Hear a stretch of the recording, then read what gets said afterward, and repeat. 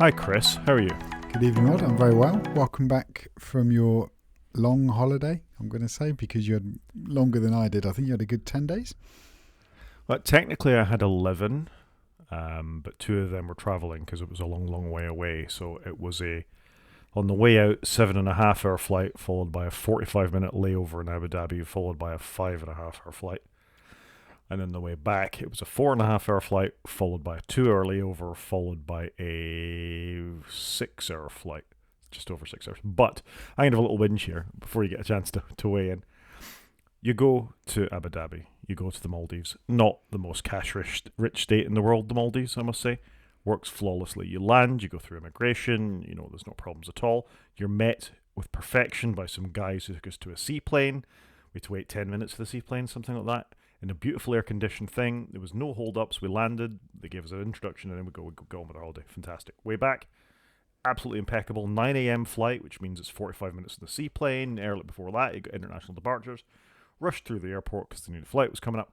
Perfection. On to Abu Dhabi. Fine. Got on the flight. Boarded. Bit early. Sat in the runway in Abu Dhabi for a little longer than I would have liked. Maybe another 30 minutes, something like that. They made up all the delay in the air. Land at Heathrow on time. So well done, Etihad Airways, not a sponsor. Land in Heathrow, pull off the runway. Right, they're not ready for us in Heathrow now, even though they've let us land. So you can sit there on the runway for 45 minutes. So we've just been all the way from Abu Dhabi, sitting on the runway just off to one side, right? So that was slightly annoying. People are getting a bit fed up, but you can't even get out your seat, can you? They then clear the thing, pull us into the terminal at Heathrow Terminal 4. All 3 jetways, it's an Airbus A380, were broken. All 3 of them. So we sat in the plane for another hour. Having just sat on the tarmac. Then, once we finally got off the plane, all really happy about this, you can imagine. You've come... Because you literally just want to get home at that point, don't you? Yeah. And you're a holidaymaker, you've come from India or Bombay or the Maldives or wherever in Abu Dhabi that's a major transport hub that you've come from to go from. Get off, and every single carousel that was feeding our bags is broken. So that's another 90-minute wait in Heathrow Airport. So that's 3 delays in Heathrow Airport. So, broken Britain? Abso-bloody-lutely. It's embarrassing though, isn't it? It's hard to be proud that you're British when we can't get the basics right. And I know a lot of people travel through, but that seems like a perfect storm of events. Wow. It's a first world problem. I went on a really nice holiday. I had a really lovely time, on an all-inclusive holiday in a beautiful islands in the middle of the Indian Ocean. It was terrific. With your lovely family? With my lovely family. But what a horrible return to reality that, this is just what happens, delays and things that are broken and nobody cares and everybody's very rude. And you're like... Yeah, it's great being home. Yeah, I feel your pain. I went to go to London. I got to the next station along and I got told this train's cancelled because there's an issue on the track. Get on the other train. No, we're not going to go to London. All bets are off till after lunch. You need to go home. And so I then went back and that's how I spent Thursday last week. So I feel your pain. I'm not sure we've nailed public transit in this country. Sadly. Yeah, it's a shame, isn't it? Who invented the steam engine? I'm well aware. It's not far from where there's a big historical site where I live, where they built hundreds of steam engines. So, yeah, it is what it is. Should we get into the show? I was going to ask you a bit about tech. Maybe we could cover that later. But I was thinking about tech on planes. Did everybody in your family take their phones or iPads? And is there entertainment in the seats? Because I've never done long haul in 10 years, so I didn't know whether they do screens anymore or whether you just bring your own tech. Both, yes. They do screens in the backs of seats. It's an Airbus A380 followed by a Boeing 787 Dreamliner. Oh, that sounds big. Smaller flight. The A380 is bigger. It's a double decker. Okay. I was in row 72K and I wasn't at the back of the bus. Oh, okay. Yeah, you've been on a much bigger plane than me. I mean, I've gone the little ones. But Dreamliner is a cool name, isn't it? It's a cool name, but it's Boeing, and I'm a bit about Boeing. I can understand. But the Airbus is an impressive thing. It is a huge aircraft. To answer your question, it's both. So every seat back has its own entertainment system built in. There's in-flight Wi-Fi. There's in-flight charging of your devices when you're there. They give you a USB-A socket and a 3-pin UK plug as well, so you can charge your devices once you're airborne. You can pay £10 for in-flight Wi-Fi, and that's unlimited. Or you can pay $2.99 and just get messaging while you're in the air over the Indian Ocean on both flights. It was incredible. I think, why would you want messaging? Maybe that's just me. WhatsApp, send a picture. You might want to do that to your family and let them know where you are. The entertainment option is very comprehensive. There's films and TV, and there's a certain amount of live stuff as well. So you can have CNN and BBC and Al Jazeera and all that kind of stuff while you're on the way. You were literally blowing my mind, by the way. For the people that can't see my face, my mind is blowing. This isn't new. When the last time I went long haul to Singapore, I think we had all this then, and LCD screens in the back of the seats. So this is standard stuff now.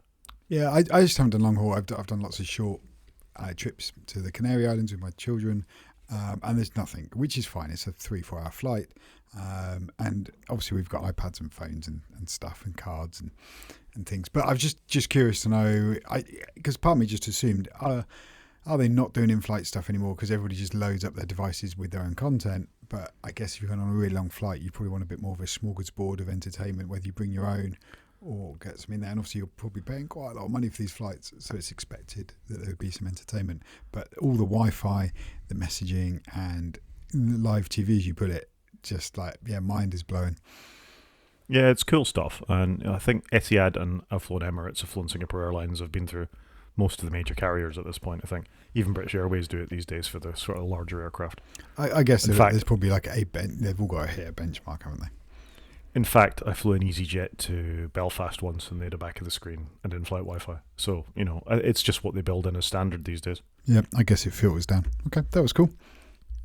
Shall we say it's episode 127 for the 1st of July 2024 as well? Just as if you've made it this far, you probably know what we're talking about. Let's get into it. Should we do follow-up? Let's do some follow-up. So we talked about this in the last show, which is 2 weeks ago now, but only 1 week ago for you lovely listeners, saying that it looked like RCS was coming to the iPhone. Somebody had a bit of a go at getting it up and running. It's a bit more official now in the beta. You can actually go through and toggle a checkbox as long as your carrier supports it. And you too can have lovely RCS on mostly American carriers, it looks like at this point. I've watched a video of a guy on an Android channel doing this and chatting with his own iPhone 12. Works perfectly well. Oh, that's cool. I'm glad it's coming. I've checked my carrier. There's steps in the link that you sent. It's not doing it yet here in the UK. That's EE. I'd imagine it will come. How does this work for a carrier like you have? Because you don't get eSIMs, for example, because you've got the carrier that I can't remember. The what do they call it? It's like it's not one of the main carriers. So I'm on an MVNO, as an American would call it, a virtual network operator. Smarty is who I'm with, who is basically three support RCS, EE support RCS, and BT support RCS in the UK. They just haven't enabled this for iPhones yet, so it hasn't made it to UK. But will your carrier enable it? There's no reason not to, I don't think. I think because they really are the carrier themselves anyway. The little bit of research I've managed to do about it is it's just flipping a switch once they install the profile. It's got nothing to do with eSIMs. Right, okay. No, I just didn't know whether it kind of fell into the same bucket that NVNOs can't do eSIMs and they can't do, can they do RCS? Is there other stuff they can't do? Well, I think this is all down to profiles that whatever the networks allow them to do. In the same way we've never had some of the features like visual voicemail and things like that Americans had. We've had to wait many, many years for a lot of these things. I think it's turned on now, maybe. Visual voicemail I've had, but they used to transcribe in America, but now actually you do get live transcriptions in your voicemail. Well, I do with on the iOS 18 beta, which is actually quite good. I never get any sort of voicemails because I never use my phone as a phone. Mine are largely people I don't know trying to sell me stuff I don't want. In fact, the only phone calls I get are either, "Where are you now?" from one of my children, which is rare because they can see where I am on Find My, or somebody trying to sell me a phone.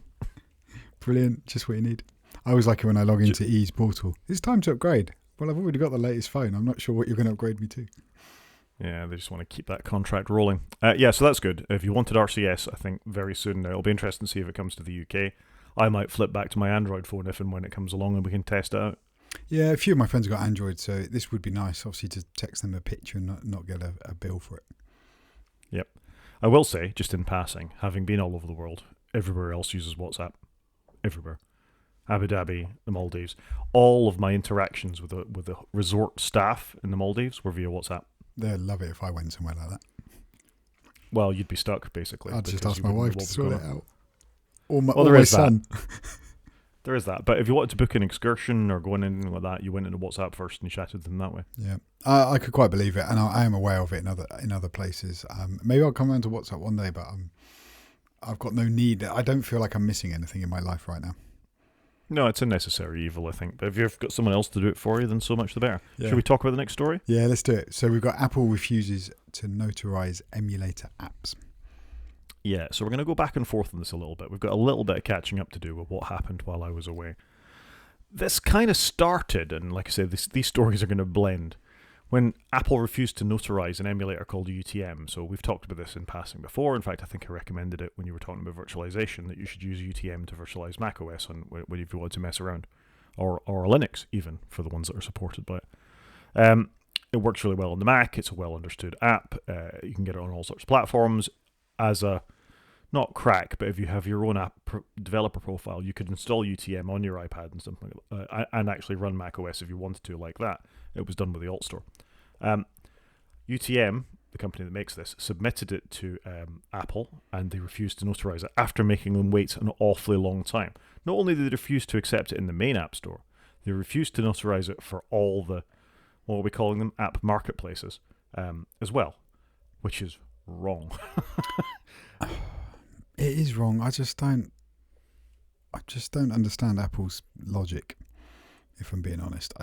I find it really bizarre. Do you not, that it's just so inconsistent and the spotlight's really on them? Why do they keep doing this to themselves? I just think they're fighting absolutely everything on all fronts all the time to keep every single dollar, cent, pound, euro, whatever it is, in any country that they can, and they will go down fighting all the way. And you know what we're going to talk about in a minute really sort of gets to the crux of this thing. This particular thing, I agree with you, it's inconsistent. They allowed Delta into the Nintendo emulator into the main App Store not long after they allowed Riley, the app developer of that, to start up an app marketplace, and it felt spiteful to me at that point. He only started an alternative app marketplace because they wouldn't approve the emulator. Bang, they approved the emulator, and he's able to get on and do Alt Store PAL, isn't it? Yep. Great app.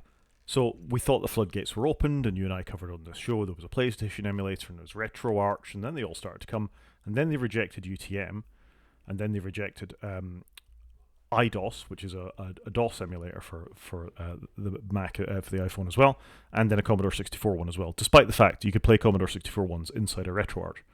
So it is inconsistent. They're saying consoles are fine, but old computers aren't fine, and they throw it out as being a security concern. I don't get this.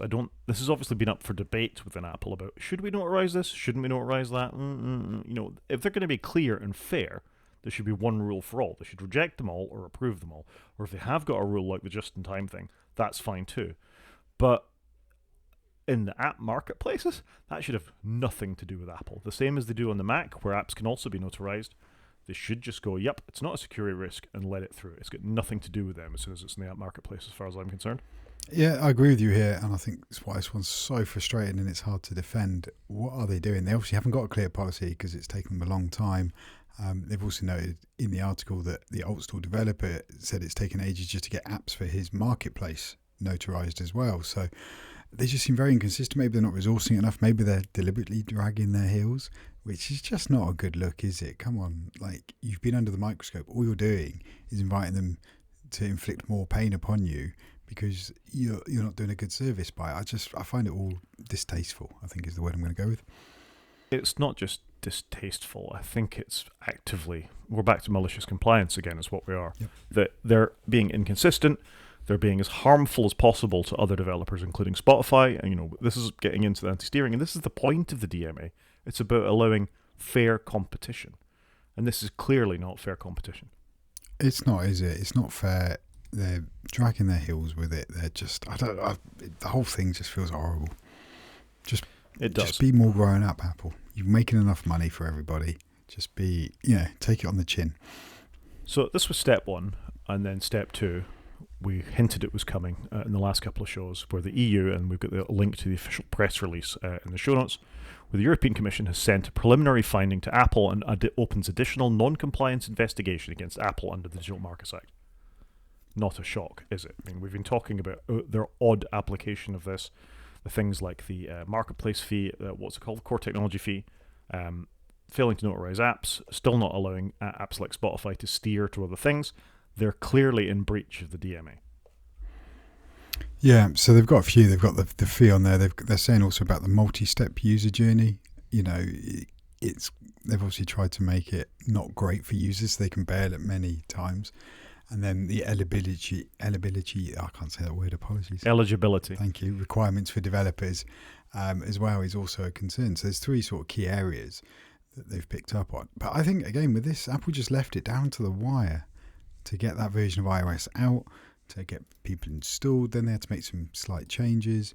It just all feels very last minute, but yet could have just been done so much better. And I generally thought we were going to get the EU rule set applied to the rest of the world, and with iOS 18 I thought maybe they'd pilot it there and then bring it to the rest of the world. I think we spoke about it, and I'm surprised they haven't done more with it, but it is frustrating. I know it's coming to the iPad for EU members later on, and obviously I think we're going to pick up a bit more on the EU stuff soon, but I don't know, it just feels really distasteful, like you say, spiteful, just all of it. Apple, you could have just done a really good job here, but you haven't. You've done the polar opposite.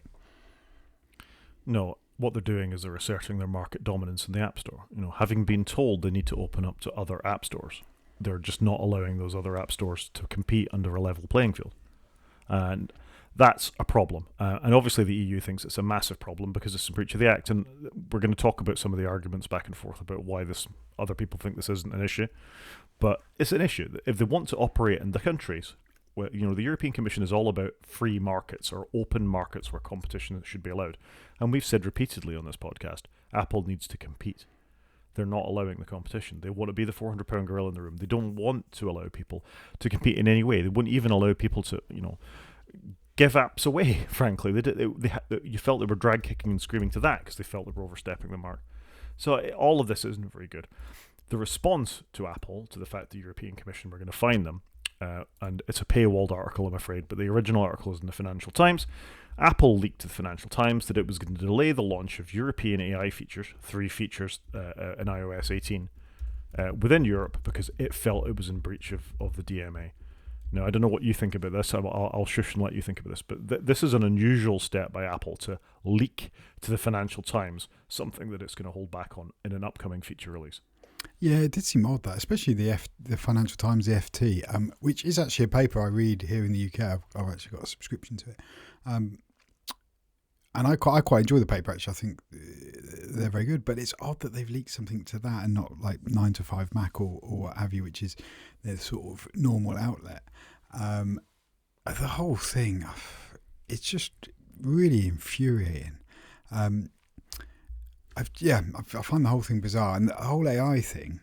I wonder if some of this compounds the theory that Apple have been so far behind with adopting any AI tech and having a clear vision for how they're going to get it out there. I think they've actually come out of the gates with what I had expected, but a lot of people are saying they're really far behind. That's why we're not seeing it in the betas. That's why it's going to be a phased rollout, and just for US English. Is also, we haven't really worked it out for the EU, so we just say it's all coming later because we haven't really thought about how it's going to apply to the different markets where we've now segregated our platforms.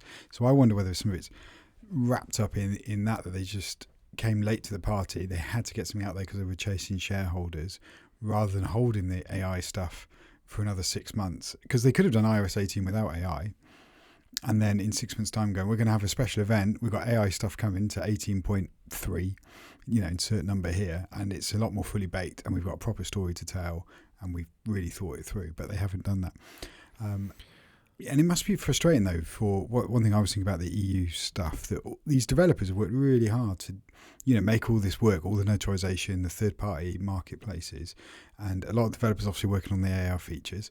And actually, all they're doing is getting really bad press over this side of the pond, and possibly in America too, because obviously they're not getting any of these features. These guys and girls have worked really hard on it, and yet actually it's all this negative press around their hard work. It must be quite challenging. What do you do at Apple? Oh, I work on the EU store functionality that everybody hates, and it's kind of the same with the AI stuff. We all want it, we want to play with it, but we're not seeing it, and we're not going to get it in every market, and the EU aren't going to get it till we don't know when. I think Apple are very bizarre and mixed, whereas normally we're coming out, we're doing this, we're covering the whole world, we're getting on with it, and they're getting a lot more compartmentalized, I think, worldwide, which is, I don't know, I don't like it, whereas I quite liked it in the past. I think where whatever they announced, we all got, but that's not the case anymore. As you said, though, we didn't, because we never got Apple Pay in the rest of the world. You know, we never got the transcription till much, much later. Some countries never got visual voicemail. You know, there's always been a bit kind of on the nickel and fringes, though, isn't it? Whereas now we're talking about major stuff. But I think the point of this is they're holding it back as you see, European citizens, it's your government that's making this a problem. You know, we want to give you the best. We want to give, and you know, my position on this is I don't think the AI features are all that anyway, frankly. That I fundamentally believe AI will end up being a bit like Bitcoin. It's going to be a flash in the pan that's just costing lots of processor cycles. We'll find a couple of things it's good at and we'll move on. Unless something dramatic happens to LLMs in the next couple of years or something like that. I think this is burning watts as much as anything else. But fine, people think it's the next big thing, then obviously Apple's got to run to keep up with everybody else, which isn't like them. They're normally ahead of this kind of stuff and they should be in front of it. But this particular, we're holding back. And it's not just the AI thing, they're holding back some of the continuity stuff as well. You know?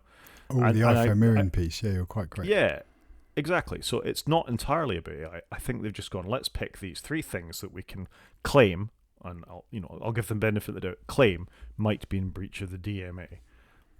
And we're going to hold it back. And I think their thinking is European citizens will be like, well, we'll vote these lawmakers out next time around and we'll get all this goodness back into the EU as well. And I'm not sure that's right. I think the worry with something like this is they're going to piss off their customers. Because I've liked Apple a lot less since they've started doing all this stuff, and I'm not even in the EU. Yeah, I think annoyingly for you and I doing this podcast, our enthusiasm is somewhat tempered with some of the stupidity at the top of the tree. I do wonder with the AI stuff, though, are they rushing to get it out and demo it to us, as I've said earlier, because they're trying to appease the shareholders? Or actually, would it have been better for them to have stronger leadership go, no, we'll demo it when we're ready, not because the market's forcing us to it, which is how they've historically been. Oh, Apple need to, have bigger screen phones. And it took them a few years to do it, and they did it, and they did it in their way, and they did it in the right way. But they haven't always been at the forefront, have they? They've often come to a market late. Same with smartwatches. They weren't there first. They turned up a bit late. The first product probably should have waited another year. But then it's actually, they've done what Apple do and they chip away at it and it gets better and better. But typically they used to hold a product. They'd be really late to it. Same with music, doing a streaming service. They were far too late, but they turned up. I'm not going to say they've got the best products. I don't believe they have, but they've got a good enough product. But they've chipped away at it year on year. And got it to a good position. Whereas, I don't know, it feels like they've come late to the party and they haven't done anything really compelling with it. But they've wanted obviously to get something out there, and it's not really ready. So I don't know. I don't know whether sometimes you need the stronger leaders to go, no, we're not ready. We're going to wait until we are ready, which is what they used to do a lot more, I think. It's tricky, isn't it? I mean, Tim Cook has been CEO for a very long time. Tim Cook is an amazingly talented operations officer. That's why he came to it. He used to work at Compaq. He used to work at IBM. He was known for his ability to do this stuff. Steve voted for, endorsed Tim as the next CEO. And by any measure, Tim Cook has been an amazing CEO. 100%. Apple is $1 trillion company. They weren't with Steve. He got the operation sorted out. He launched the Apple Watch. He launched the bigger screen iPhones. The 5S was Steve's last phone, so the 6s and the 6 Plus were Tim's phones. He improved the iPad. He's brought in AirPods. All these things have been massive successes, and well done, Tim Cook, for making it, the profit monster that it is. But I think that laser-like focus on profit has lost sight of customers and product. And well, the product's part of it. He's not a product guy. They don't have Johnny Ive anymore. They don't have Steve Jobs anymore. They've got somebody who's very good at numbers. He's and all credit to Tim again. He's amazing. What he's done for the company over the last, I don't think it would be the company that was without Tim Cook, frankly. I think him and made a Johnny lot of it in the background happen at scale. That was his Steve, role. Johnny, Tim made Apple the powerhouse that it is. And of course, there's lots of other talented people there as well. But I do think everything else has begun to suffer, and a consequence for the numbers we've talked about before. This nickel and diming on RAM, for example, will hurt them in AI, because selling 8 gigabyte laptops isn't good enough for running these things, and you see that in what devices are going to be able to run. It's only the M1 chips that are able to do it. It's only the iPhone Pros that are going to be able to do it.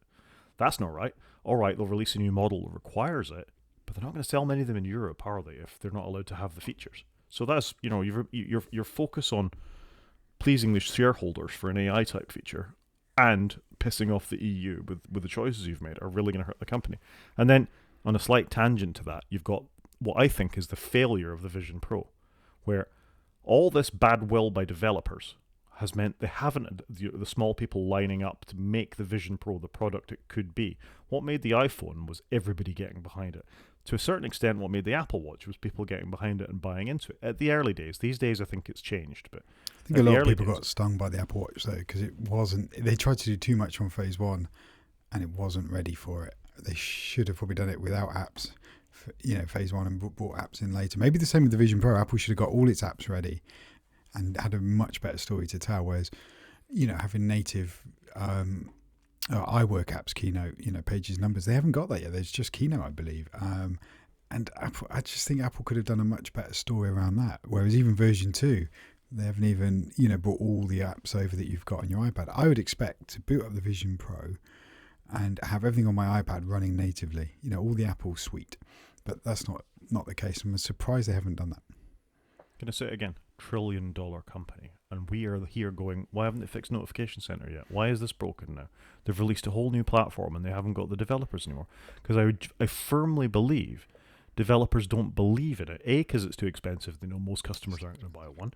B, I don't think most consumers are looking at it and seeing a compelling use case for it. And C, they've proven time and time again that when they release a new platform, like the iPad, they keep it so locked down, it can never reach the potential of the hardware.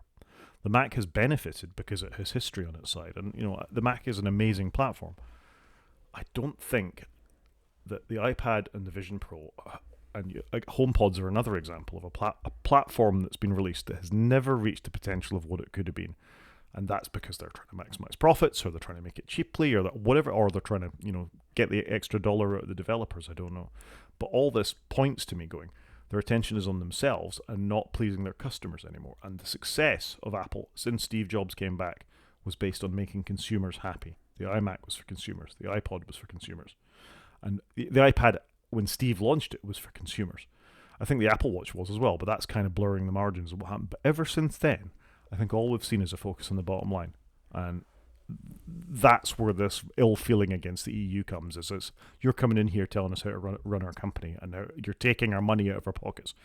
And that's the problem. Do you think they've, their strategy of having, all these operating systems, they've just spread themselves too thin?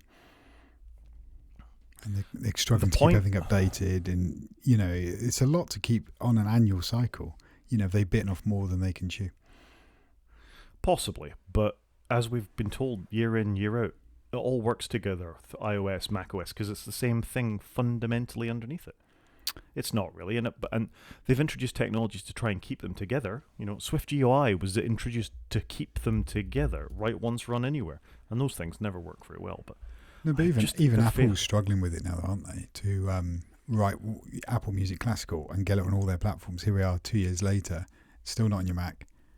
Can't remember if I think it's on my iPad. Still not in my car. Even they're struggling to do some of these things, because you've got iOS, iPadOS, macOS, tvOS, visionOS, watchOS, and the HomePods and the AirPods. They're kind of the ancillary ones. But you've got 6 major, GUI platforms they're trying to do every year.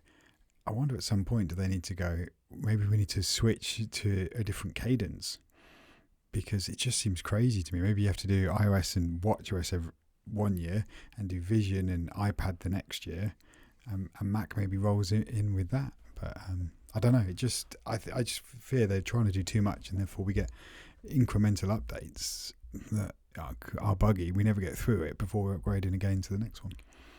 I mean, this could be you and I wringing our hands over nothing, and the consumers are just going to vote with their wallets and keep buying Apple products, because that's what they've done since 2007, and actually since before that with the iPod. Developers might be upset about it, but at some point, the platforms are going to suffer. And I genuinely believe the platforms are suffering now. This focus on AI is distracting them from bringing meaningful change and fixes to the operating systems. I don't think there's much different, and we'll talk about the betas in a minute anyway, but my experience of the betas is that everything worked the same as it did before. There seems to be no massive actual changes within the operating systems at all, really. There's a couple of sort of nips and tucks, but The apps work. There's no problems. It's fine.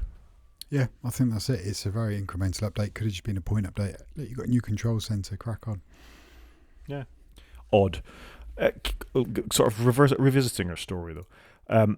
I've linked to a YouTube article by Marguerite Vestager, who is the sort of competitions person within the EU, who was holding an Open Europe Forum event and got asked the question about what they thought about Apple. And she said, and it's at 1 hour 16 in the video if you're looking for it, that the response by Apple of them saying they're going to strip these 3 features out of iOS 18 are a stunning open declaration that they, Apple, know 100% this is just for disabling competition. And you've got the head of the regulatory agency who's enforcing the DMA just able to pass that comment, when asked the question at a forum event. That's pretty damning, Apple. Yeah, it's not good, is it? They need to do some European PR, and I don't know, it's just frustrating they're not getting in front of this. I think that's the thing. They're they say, spiteful, last minute. Yeah. It's awful, isn't it? Because they're just squandering that reputation that they've built up over the last 20 years. The thing that fascinated me, and I don't know, we often reference other podcasts, but I'm going to talk about ATP again. And the last ATP, they actually talked about this in quite a lot of detail. And I'm just going to mention our friend Gruber, that even they pointed out how odd Gruber was being about his sort of response to Apple's response to the EU. So there's a Gruber article here from his Daring Fireball blog. And he says, he talks a lot about in the first few paragraphs of it, but he says the European Commission's interpretation of the DMA is inscrutable. Well, no, it's not. They wrote the thing. It's not inscrutable. I think the thread of the DMA is that it's about increasing competition. So that's all this is. All these things about alternative marketplaces, browser choice. If you're a gatekeeper, Microsoft, Apple, Facebook, TikTok, ByteDance, and others, then you need to allow competition within your platform. That's it. That's all. You can't exert your dominance if you're allowing these other things. So I think that's pretty straightforward, really. But he sees this as somehow anti-American. I don't see how Apple can be blamed for pausing the rollout in the EU, no matter the platform. Well, I do. And then his last sentence, the EU's self-induced slide into technological backwater continues. That's very arrogant, isn't it? It's very arrogant, isn't it?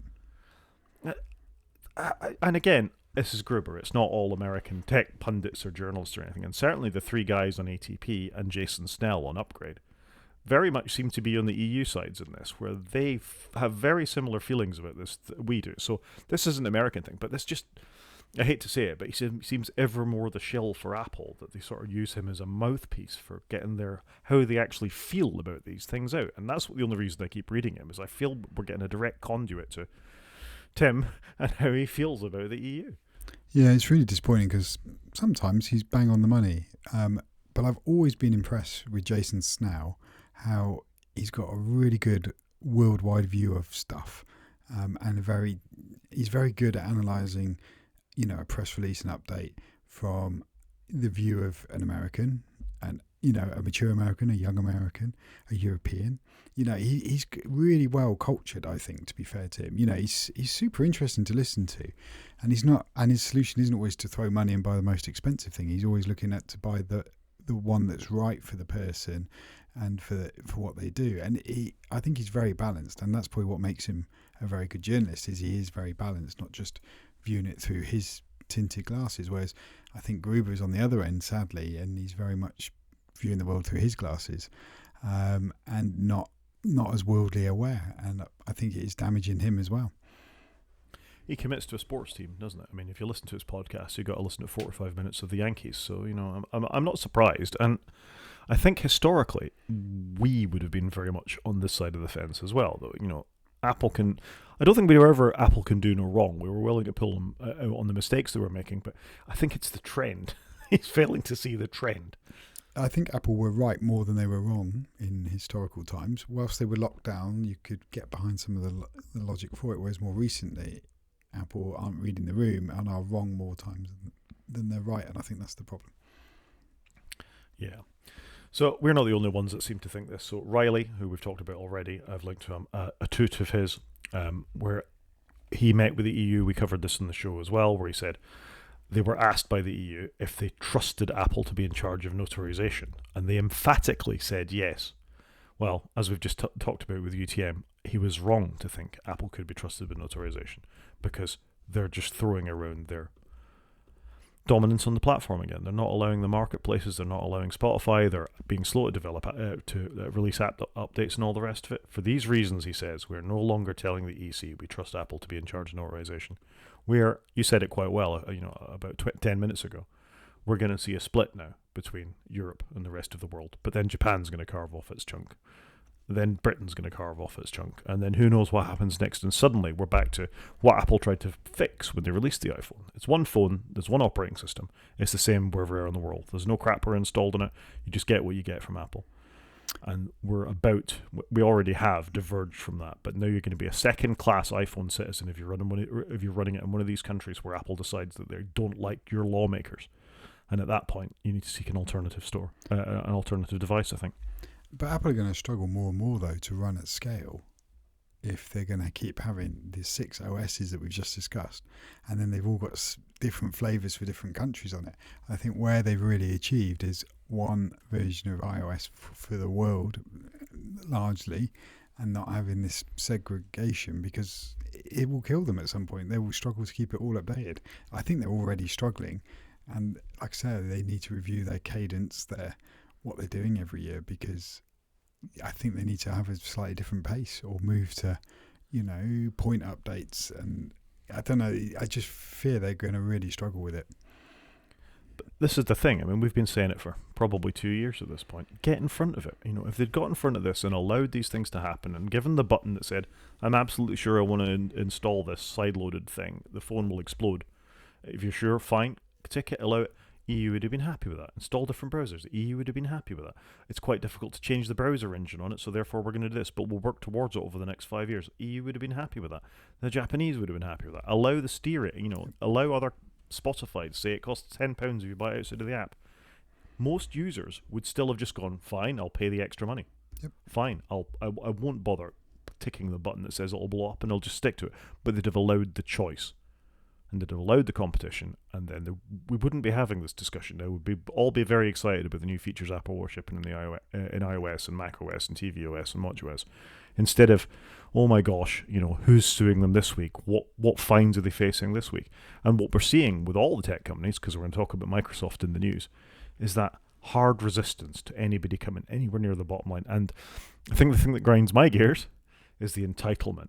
They think every single dollar is owed to them, and that's just not right. They're not for me anymore. They're for them. But I don't get that, because I was just thinking about the Mac. The Mac hasn't hurt them being opened, and obviously they've introduced more security protections as life's gone on, but they still have a good Mac business, and yet why can't we have that on our other platforms, please? You can still be a very profitable company and have a platform like the Mac that's open, free to install things, tick the boxes and, turn off some security, and the world carries on spinning and we're all fine. So I don't understand it. Microsoft weirdly look like the good guys at the moment, which is bizarre. I know we've got a topic coming up with them in a minute, but developer-wise, they do look like the good guys because they're not being like this, but it is what it is. We probably need to move on, don't we, into news, but it is worth just noting if you get iPad OS 18 and you're in Europe, you now get the same functionality that you get on the iPhone. So I think that is right that they've taken what they've done on the iPhone and rolled it onto the iPad. Frankly, I can't believe the Mac is not a gatekeeper in the EU at this point, because surely it's on a par with iPad sales in Europe. Would it not make it a gatekeeper? But I guess it's not the dominant PC form, PC manufacturer, whereas the iPad is the dominant tablet, the iPhone is the dominant phone.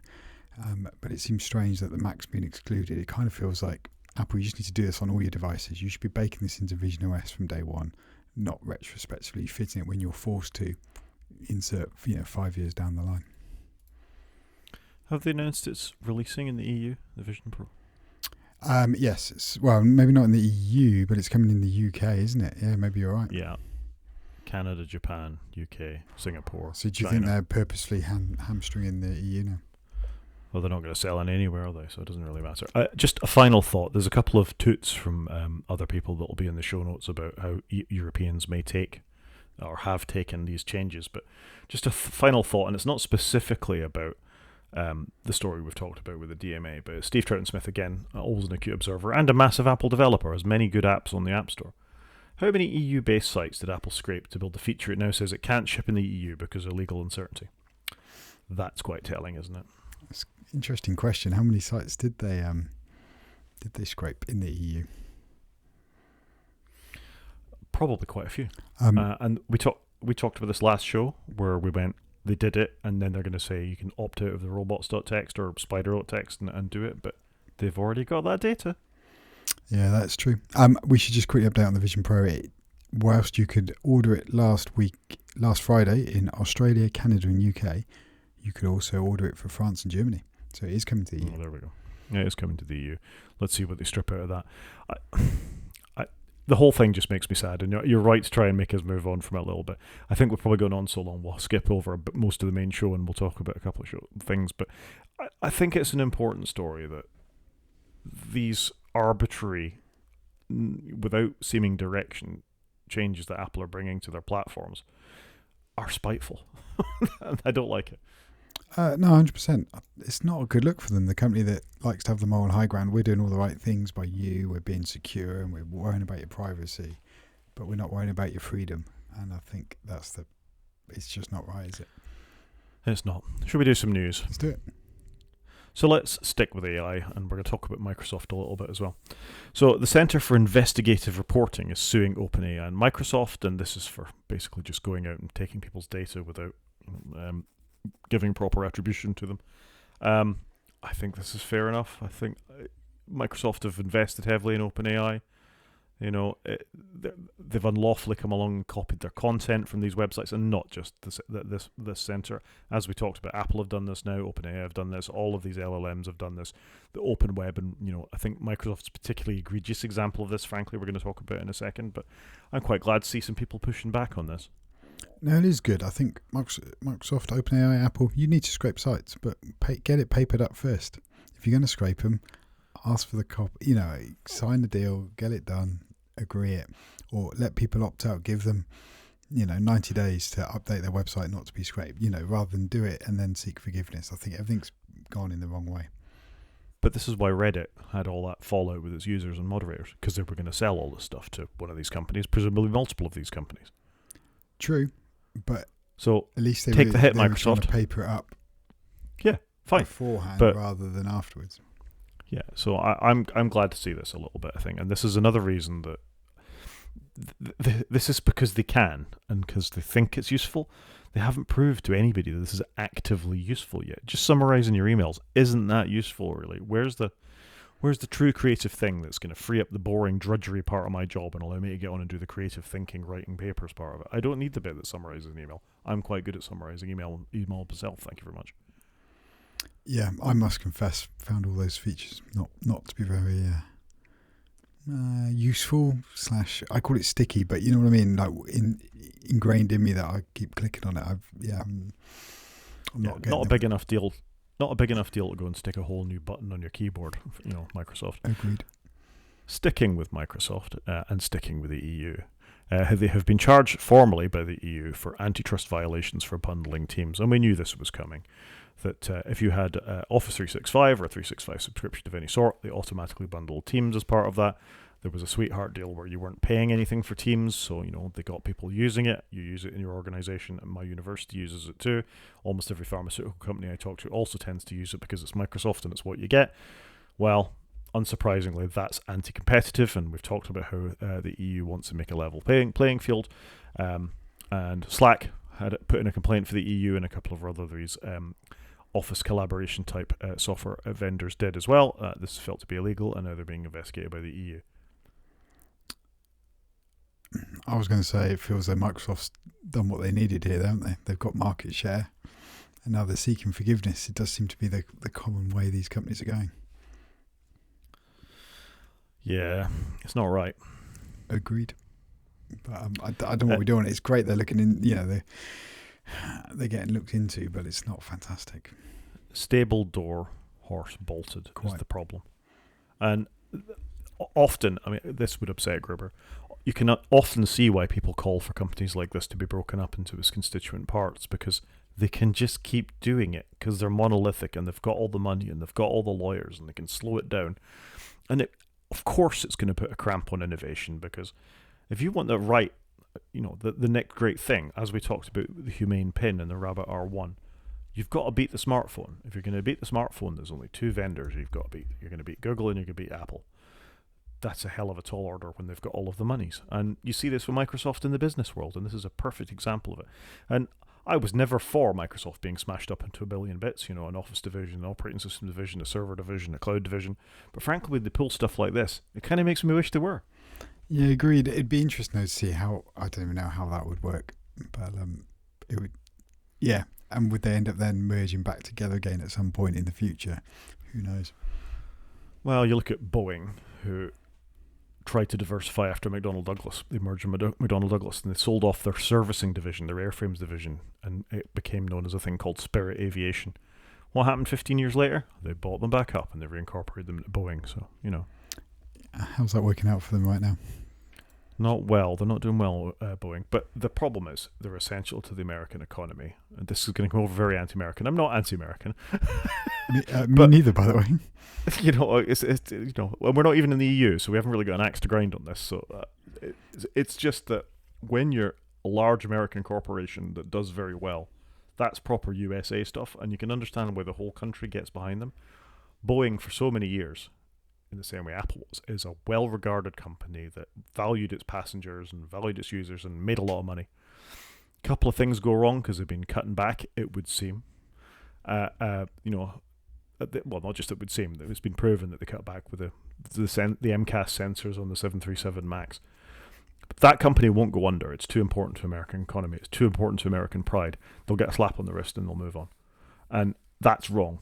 If you endanger people to that thing, then in a proper capitalist economy, they should be allowed to die and their competition should eat them. But we have the same here in the UK, don't we? We have companies that are like Thames Water is a recent example where they're going to have to get bailed out because they've got all this debt. They can't get reinvestment, but yet they've done loads of dividends and paid big bonuses. The corporate world is bonkers because everybody's just borrowing money off everybody else. You and I were talking a bit pre-show about it. And so it's the same in our country, I think, as it is in America, sadly, that there are some companies too big to fail, and therefore they do get propped up in special dispensations for being run badly and ineptly. Yeah, and speaking of doing things badly and ineptly, Microsoft has admitted that it has no guarantee of sovereignty for UK policing data. So this is kind of a big deal, as featured in Computer Weekly this week, that many of us in the UK can make use of cloud, and Europe actually. This is a requirement for lots of us, that if we put our stuff in the cloud, that cloud has to technically be within the UK, and that's quite important for all manner of reasons: health data, financial data, policing data, criminal justice data, all that kind of stuff.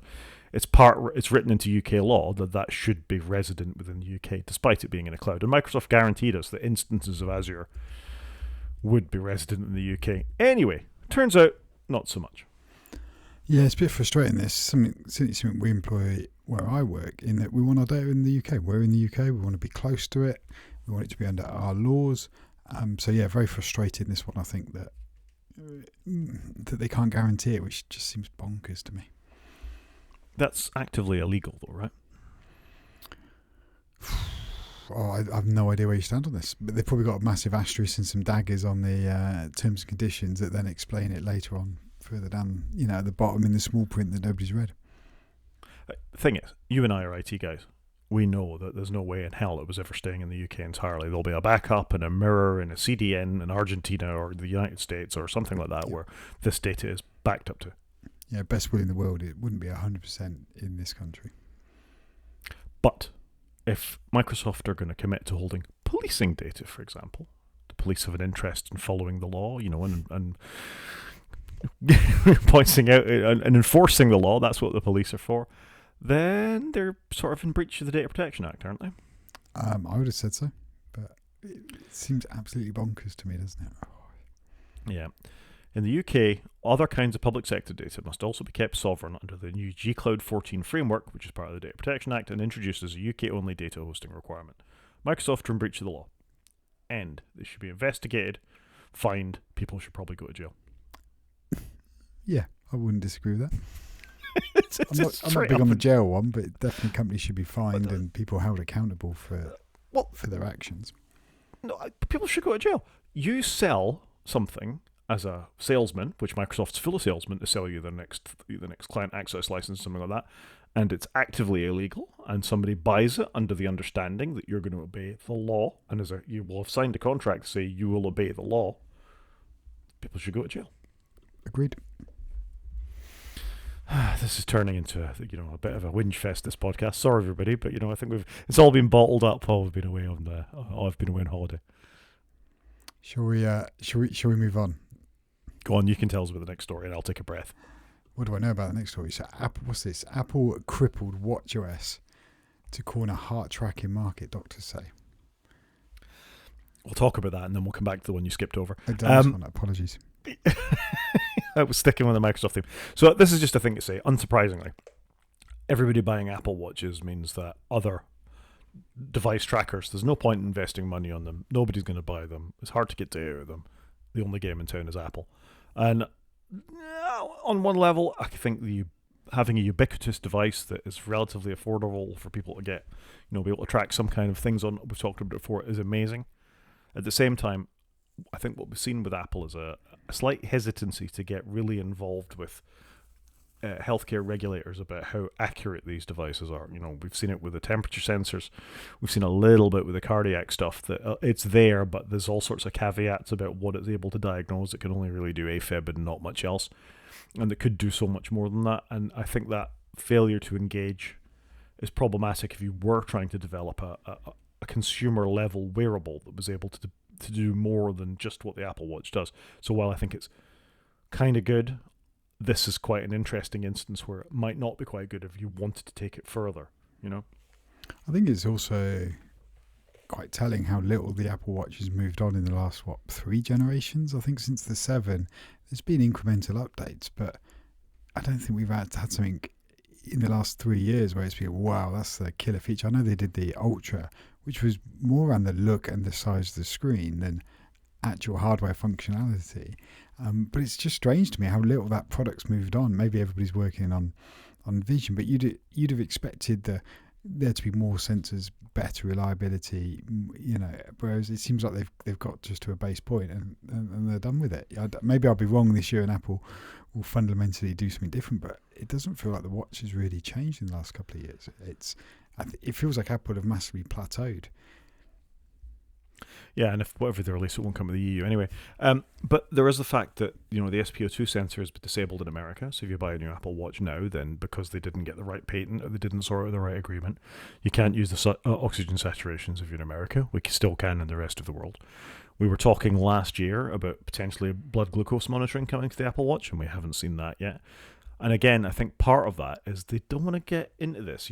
Somebody dying because they didn't pay for their Apple Plus subscription because it wasn't doing their whatever. That's a problem for a company like Apple. They don't like bad PR like that. No, they do not like bad PR like that, do they? No, they want I've been in a plane crash story and my Apple Watch saved my life. That's the story they want. Yeah, and weirdly, the sensors in America, that's not really come back. Like, that's just quietly there. It's been since Christmas. We're halfway through the year and nothing's been said. Yeah, interesting. Let's briefly hop back to the story we went over, and this is just sort of reflecting something else we said earlier about companies taking your data. Microsoft thinks it's fine to take your data. He thinks anything that's been published on the open web is absolutely, it doesn't matter. They should be allowed to scrape it, despite however much talent has been poured into it. And this is directly from Microsoft's AI boss, Mustafa Suleyman, who's actually British. But it amuses me that Microsoft thinks the headline for this, Microsoft's AI boss thinks it's perfectly okay to steal content if it's on the open web, is on MSN.com. And that just amused me no end. Is he not aware of copyright laws? Well, yeah, and my websites have little boilerplate at the bottom saying this belongs to, Swansea University, blah, blah, blah. Yours probably do. Blogs certainly do. Yeah. It's not okay. It's not okay, Mustafa. It's not okay. It's plagiarism. Yeah, I just find again, it just seems bonkers their view, and obviously they've got their big AI chief touting this. It's not helping again their PR image on this. It's not. And I mean, you said before they're doing a really good job with developers. Fine, maybe. They're not doing a good job with creatives. Why would you ever put your stuff on? This is an attack on the open web, open in scare quotes. That why would you put things on there if all it's going to happen to it is going to be harvested by some AI bot and recycled so it can summarize somebody's emails? This doesn't help anybody feel good about this, and it certainly doesn't make you trust the company that's running the operating system and the search engine and the AI model and. I got all sorts of problems with this. The entitlement, again, to stand up there and say stuff like this without recognizing the blood, sweat, and tears that, creative people have poured into their hearts on these blogs and writing these websites and, and all the stuff behind it. It's just staggering arrogance. Yeah, I don't know what you want me to say. Completely agree with you. I think we are getting frustrated. We need some positivity, Rod. Okay, I'm sorry. So we talked about WatchOS. I'm going to talk about one. No, there is one more negative story, and then let's do some positive one. So this is just on Apple's greenwashing of things. This is a story that popped up on Mastodon from 2023-2024 by somebody called Ashley M. Jevick, who used to work for Apple, actually. And Apple was found to be basically polluting the environment around her apartment. She was an Apple employee. They started a chip fab, it would seem, fairly close to her apartment, and there was various toxic waste things left around that were leaking into her apartment. The US Environmental Protection Agency, the Enforcement and Compliance Division, conducted 3 on-site inspections of Apple's lab facility on in August 2023 and one in January 2024, with the EPA noting at least 19 potential violations of hazardous waste statutes. So she's put all the documentation onto Dropbox, and I think it's moved off somewhere else actually because the Dropbox link got slammed. But this is the company that is telling us that is putting all this recycled stuff into their materials and their chips, and they're running all their Apple stores on solar panels and all the rest of it. If this is true, and I'll give them the benefit of the doubt, this is one person reporting. This again is just staggering that they feel that this is something that the greenest corporate company in the world should be doing. It's again, they're saying one thing, but obviously something else is happening in the background. It's again very bad look for Apple, isn't it? None of this comes together and make it seem like a shining light of a company, does it? I find it quite distressing, really. But like you say, let's do something happier. We've got a couple of happier stories now. Well, slightly happier. The first one is one of Elon Musk's companies. So he's got a company called Starlink. They've got lots of satellites floating around in orbit. We won't talk about the waste that potentially causes, and we'll talk about a positive thing. Starlink has been quite positively viewed, particularly by Ukraine, who used it in the early days of the war to be able to communicate with battlefield commanders and all the rest of it. But actually, at its heart is internet everywhere. And this is a cool new gizmo they've released called the Starlink Mini, which means if you've got a backpack and you subscribe to Starlink, you can basically pull out one of these portable dishes and you can have 100 megabit internet basically wherever you are in the world. And that's really cool. It is quite cool. As much as Elon annoys me, he does employ some genius people. It looks cool. It looks like a laptop.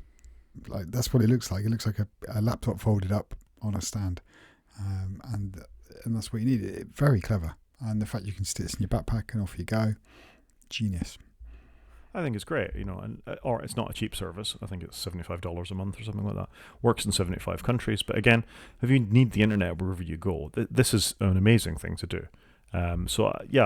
Kudos. I really quite like this. I thought it's an amazing achievement that you can have such a small thing and have such fast, reliable internet connection, which, let's face it, is quite important these days, wherever you go. Do you think at some point cellular may go and we'll end up just having satellite internet and you just have that, in the back of your iPad, your laptop, you've got a big surface area.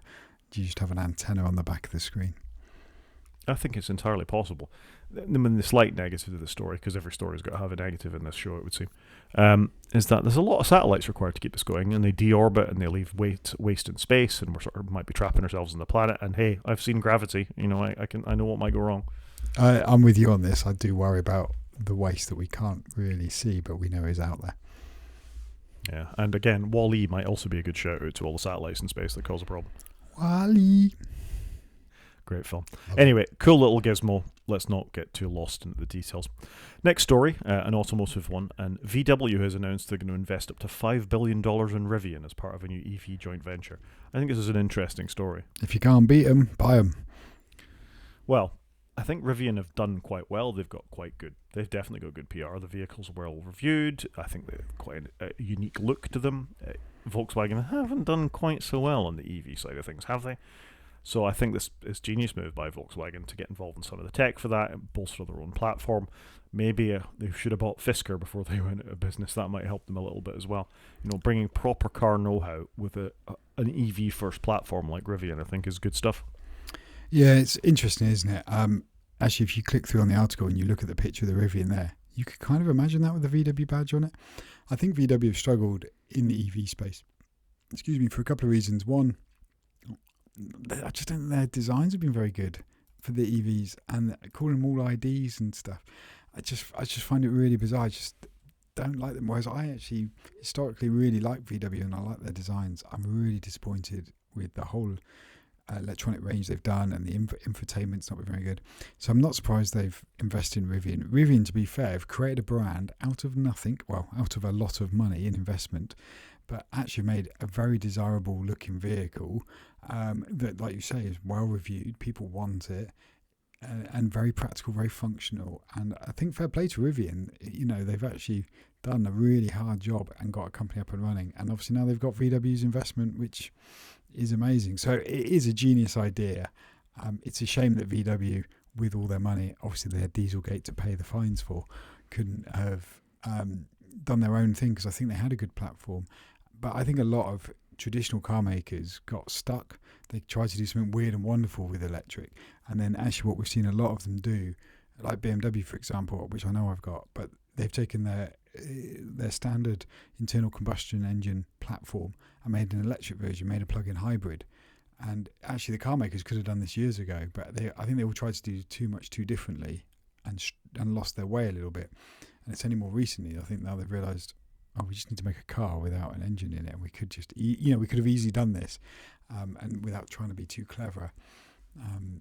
So I think VW missed a trick by launching a whole separate range that looks ugly, and this does make sense for them.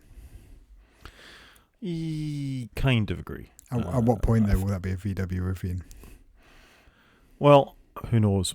But I don't think VW have been entirely unsuccessful. It's the MQB platform is what we're talking about here. So the MQB platform is the ID3, ID4, ID7, Skoda Enyaq, Audi Q4 e-tron, I should say, and the Ford Explorer and the VW ID Buzz. So the new Ford Explorer, which has just come out, Ford have bought Volkswagen's technology and batteries and the rest of it to power their EV platform, despite the fact they had their own in the Mach-E. So I don't think it's entirely fair to say the whole platform should be thrown away. I think their electronics were bad. But some of those cars in that platform look a damn sight better than Volkswagen. So the Skoda Enyaq looks like a fairly conventional four-wheel drive. I would agree with that. That's actually a car my wife and I looked at buying. I just think VW, for whatever their design language on their ID range, other than the Buzz, which I do quite like, I just think they lost their way a little bit. And it is disappointing because, like I say, I generally like a VW car. I think they're usually well designed. They're quite reserved, but they look nice. I think I've said before, and maybe we'll do this as a main show sometime. I'm currently in the market for a new EV. The Tesla's going to go, and I don't want to replace it with another Tesla. And other than the fact that ID series cars are super cheap secondhand, I wouldn't. I'm a Volkswagen buying guy. There's two Volkswagens parked outside my house right now. I wouldn't consider buying any of the Volkswagen branded ones. I would consider buying the Skoda one or the Audi one, but I wouldn't buy the VWs. Yeah, I would probably agree with you there, whereas historically I would have wanted a VW over it. I think Audi have done a very good job, to be honest with you. They've kept the look of their internal combustion engines. They've done a fantastic job of, converting them over to electronic. There's a lot of them in the office where I work. You can buy an ID5 in the UK that's 2 years old that's 20,000 miles for 24 grand. That's pretty good. It's a lot of car for that money. Yeah, I'm kind of with you. I mean, it is interesting looking at how some of the more traditional brands have struggled with the electric vehicle platforms.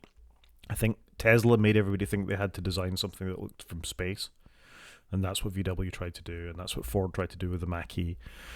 And then you've got other brands like Polestar that just adapted what was there on the Volvo platform and did really well out of it, sort of conservatively built from there. So I just think you can't bet against their traditional manufacturers. They might have had a couple of misfires. Volvo did, VW have, but the next generation will probably be extremely good cars. I'm super impressed with Polestar, by the way. Nearly got myself one of them. I think they've made some good ideas. I'm not sure about deleting the back window in their more recent one, but maybe that's odd because I still use a window, whereas probably the youth of today don't use a back window anymore. They're just used to having cameras, whereas I haven't been. But no, I think you're right. A lot of manufacturers struggle to go, oh, look, we can just make a normal looking car and have a different engine in it and people will want it.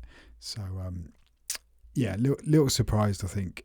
I am surprised that VW have ended up buying Rivian on the face of it, but actually when you sit and review it, it's like actually makes perfect sense. They're behind it. It gets them another brand.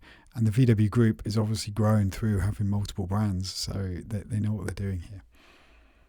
They do. Do you want to tell us about vintage HomePods? I just popped this in here because I've got the HomePod version 1. I got 4 of them. I love them. They do run iOS 17. I don't know if they're going to get 18, but Apple now deem the HomePod as vintage, the original AirPods and the iPhone 10 or X as vintage. And I'm a little sad that my HomePod's considered vintage by Apple because, like I say, it's been software updated on the latest, what is out now. Just made me feel a bit sad because I do like my HomePod. I was using it just at the weekend and they sound amazing. I do wish it was all faster and Siri worked quicker, but that was it, really. Okay. I mean, I don't have a lot to say about the HomePod. I think it's probably their biggest product mess in many, many years, except the Vision Pro. I think the problem is they're trying to do too much. They're spreading themselves too thin, too many products. Just the ones you've got, look after them. Stop bringing more. Fair. Do some media? Let's do some media. So it's me for media this week, I feel, because I wasn't on holiday, but I'm assuming you've probably watched some stuff. So I'm starting with Douglas is cancelled on ITVX. Are you aware of Douglas is cancelled? I know Karen Gillan is in it. I know Lord such and such from Downton Abbey is in it. I forget the actor's name. Hugh Bonneville. And it's kind of I've got a vague idea what it is. So I've not seen it all yet, but I've seen a lot of it. I actually I like the cast. It's written by Stephen Moffat, who's written squillions of things here. I think he's done Doctor Who, hasn't he, as well, and he did Coupling and various other things. So I quite like him. I just thought some of it was quite funny. I know there's been some negative press on it because it's assuming all men are typical men and have trouble working with female colleagues. But I just think it's quite interesting and quite topical and quite funny. And it's got an amazing cast. So, yeah, I think it is worth a watch. I think it's only 4 episodes. I've watched about 3. So just would recommend. I don't know how it ends, so I'm kind of recommending it, not knowing how they land it. But yeah, I enjoyed it. I just thought it was very well done. No, it's cool. It's been well reviewed from what I've seen in the media, and if I get a chance, I'll check it out. Yeah, and then I got The Bear. So The Bear, Series 3 is on Disney+. And just follows on in a similar vein to the previous ones. Again, a lot of storytelling done without any words, which is something they've done before. It's quite interesting how they move the story along. So if you've enjoyed the first 2 seasons, I would recommend starting the third. I've not finished it, partway through, but it looks quite interesting. So yeah, same sort of story, and it is good. I think that they continue in it and sticking to their guns on the way they tell the story. It's a very distinctive style, whereas Douglas is cancelled is more of a very typical drama on ITV. So it's quite interesting then to go and watch The Bear, which is a very modern, very different style. So would recommend thus far. Yeah, loved the last 2 seasons. I will watch the 3rd season. I just haven't had a chance, really. What with all those sitting on the tarmac? I had books to read. I reread the entire Dune books, the Dune trilogy while I was away, so, you know. That's fair play. I do read a lot of books whilst I'm on holiday, I must confess. And then finally, for me, Slow Horses Series 4 is coming on the 4th of September on Apple TV+, which I'm looking forward to, and I kind of want to go back and watch Series 3 again. Fair. Yep. Great show. Great cast. Watch it. Done. And I think they filmed this Series 4 back-to-back with Series 3. They seem to be doing 2 books at a time, which is probably quite a clever idea. Yeah, it's a terrific show. That and Severance, I think, are some of the best things on Apple TV. Agreed. One from me, a new Star Wars season dropped called The Acolyte. It's not set in the era we think of, sort of post-Republic Empire. If you're a Star Wars fan, it's set 100 years before that, so before Yoda and well, presumably he's around somewhere, but he hasn't pitched up yet, in what was called the High Republic. It's notable for a couple of things. It's if you watch Squid Game, one of the main actors from that is one of the Jedi in this, so that's fantastic to see.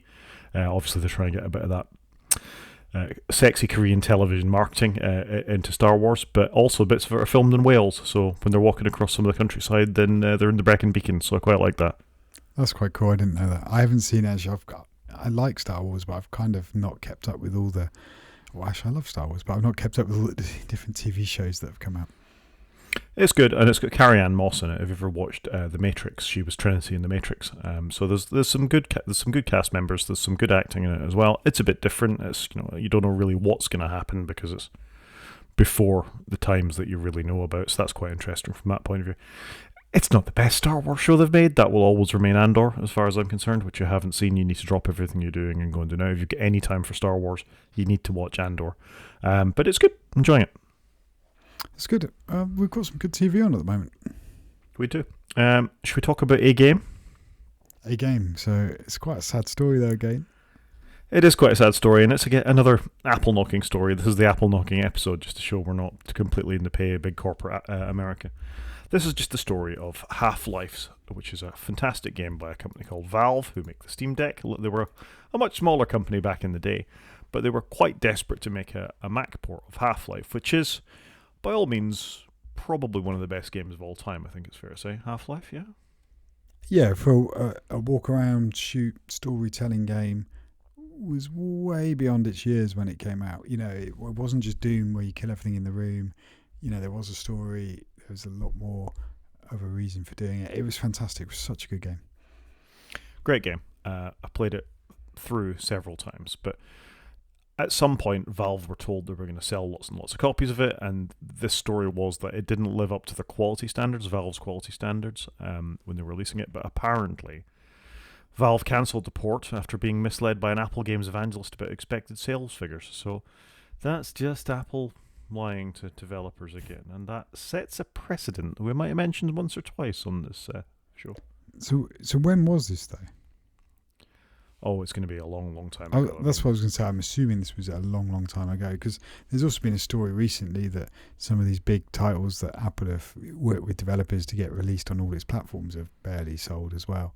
So this is from circa 20 years ago, but it also feels quite relevant for today from what I've been reading. Yeah, I mean, this was 1999 when this was talked about. But apparently since then, the consequences of this is that Valve have no interest now in trying to bring Proton, which is what makes the Steam Deck and Linux machines able to run so many Windows games. Imagine if they'd made the effort to bring Proton to the Mac, and you could just run all these old x86 games and modern x86 games as well. Game Porting Toolkit does a bit of this, but Proton is amazing at it. I would agree with you. That would be ace to have Proton on my 32 gig M1 Max Mac, which would be awesome. Yeah, so well done, Apple. You certainly got your foot with a shotgun that time. Enough said, I think, on that. Should we move on to what is going to be a brief main show, because we've had quite an EU rant at the top. Sure. Tell us about AppleCare+. So I've got an iPad Pro 24, the latest one with the M4 chip in it. It's only the 11-inch model. And I went into settings. Sorry? Your thing of the week last week. We know all about it. My thing of the week, of course. But I went into settings and it said, do you want to buy AppleCare Plus? And I was like, I never normally buy it. But because I've got a very expensive iPad, part of me's thinking, I'm a bit nervous about taking it with me. I'm going away to the Formula 1 at the weekend. Do I want to take my iPad with me or not? And then I thought, I wonder how much AppleCare Plus is. I've got about another 2 weeks to buy it, which I think is quite cool. You can buy the device and then you can add this on later. And you can either pay monthly or you can pay for 2 years up front.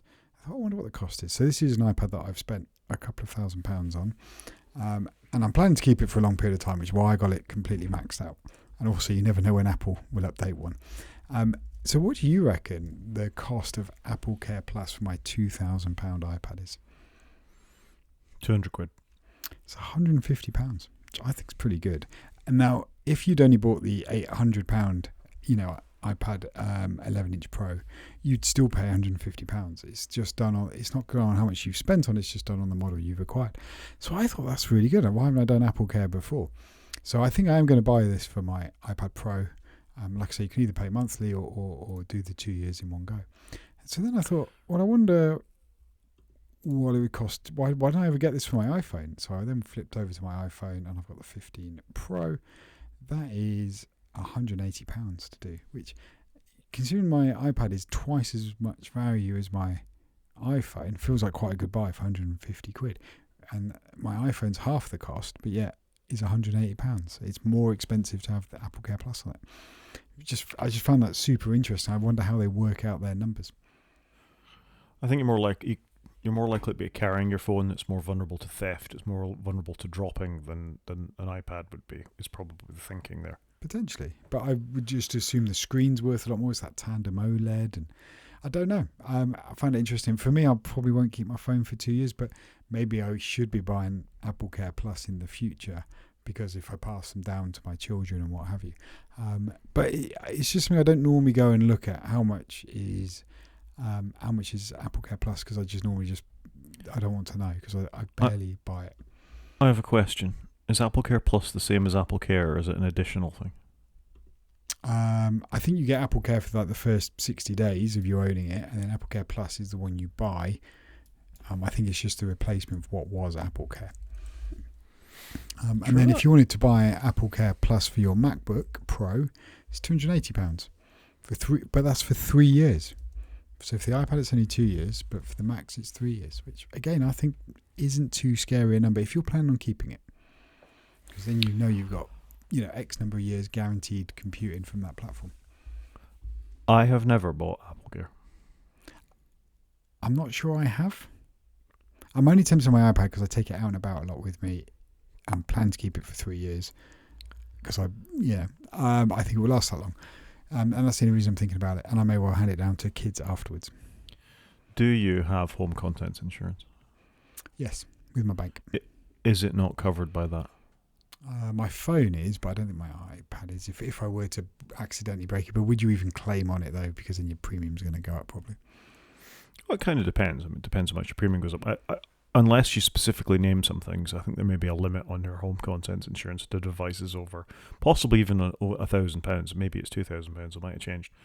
So there may be that, but yeah, I mean, I get why you're considering it. It's a very expensive device. You're carrying it around a lot. I don't know what the difference between that is in my laptop. I'd never consider buying Apple Care Plus on a laptop either. But I it's all screen, I suppose. It's all screen. Because it's quite small and I've only got the 11-inch one, I lob it in my bag a lot. I'm more likely to take it with me. I don't know. I'm more worried about it, and because it was quite a pricey one, I just think I'm more concerned about damaging it than I have been historically. And I think for £150, it might just give me peace of mind for the next 2 years, because I could easily see me keeping it for 2 years.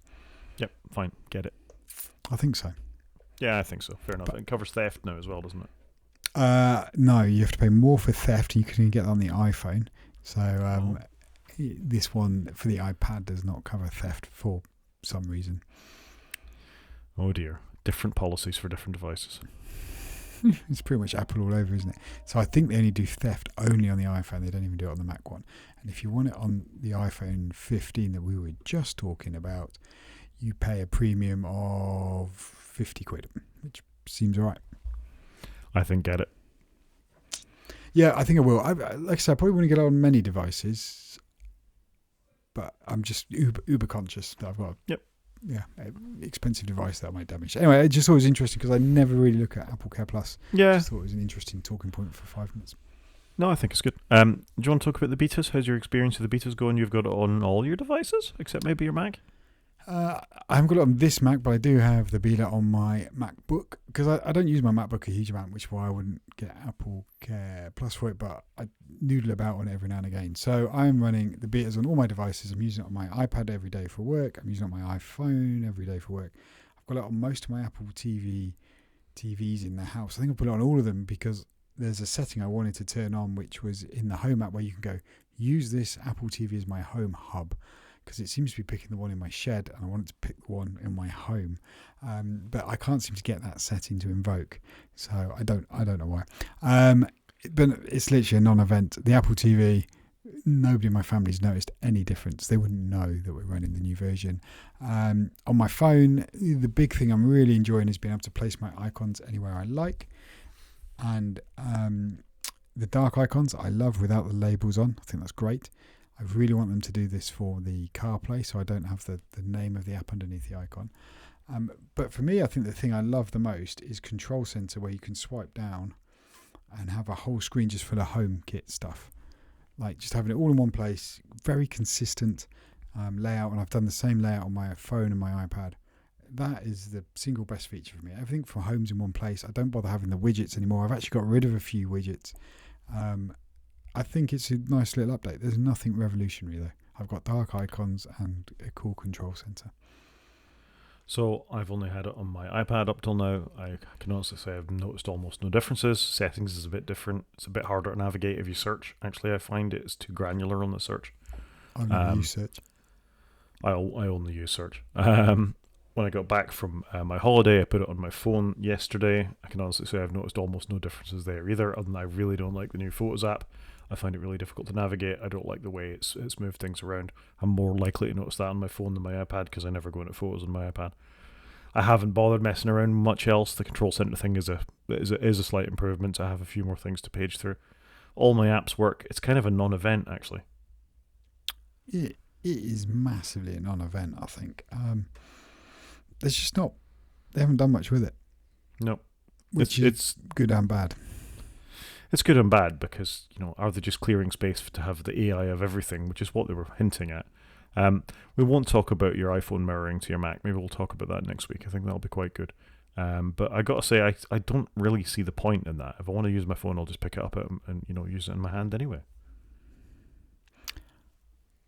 I mean, we can pick it up next week. The only thing I was going to say, it feels like that's a feature they should have done years ago before they did continuity, because obviously continuity meant that I don't really need to, the apps are on my computer anyway. I can just click on them. And do you need iPhone mirroring when they've made all the apps work on every platform? I don't know. It's a bit of an odd one, if I'm honest, I think. It seems to be odd to be some of the other stuff they've done.